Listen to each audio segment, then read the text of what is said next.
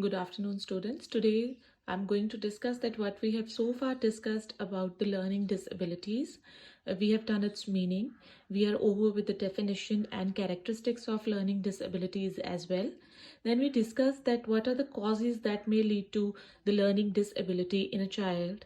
And afterwards, we discussed that what are the types of learning disabilities.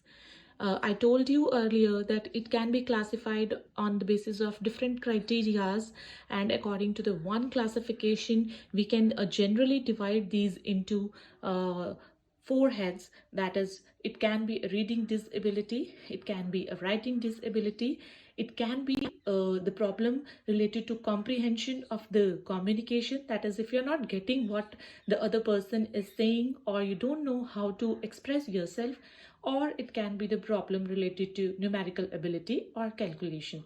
So with this we have one kind of classification. As you all can see that this is the one criteria according to which we can divide it into.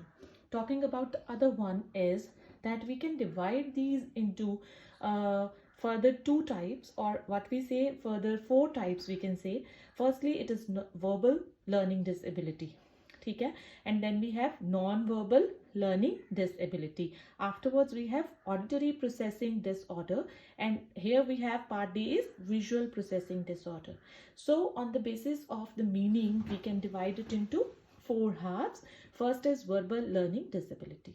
Under that we can count dyslexia, dyscalculia and dysgraphia, as you can see in this video. And then we have non-verbal learning disability.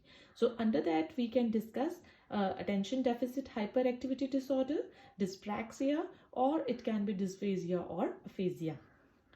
Moving on, then there can be the problem of auditory processing disorder. That is, it is related to the problem of difficulty. When a child finds difficulty to find the difference between the different sounds. Okay, what the sound is saying, the child doesn't become able to decode that. And finally we have visual processing. Here it is, visual processing disorder. That is difficulty in interpreting visual information. Whatever the eyes see, but they don't become able to decode it or get the real meaning of that, or the thing is misunderstood somehow because of the problem, because of the learning disability. As we know that it can be organic malfunctioning, it can be psychological, it can be due to the hereditary cause. So cause may be any, but problems or types can be this kind of. So getting a comprehensive view of the whole thing that we have done so far is this.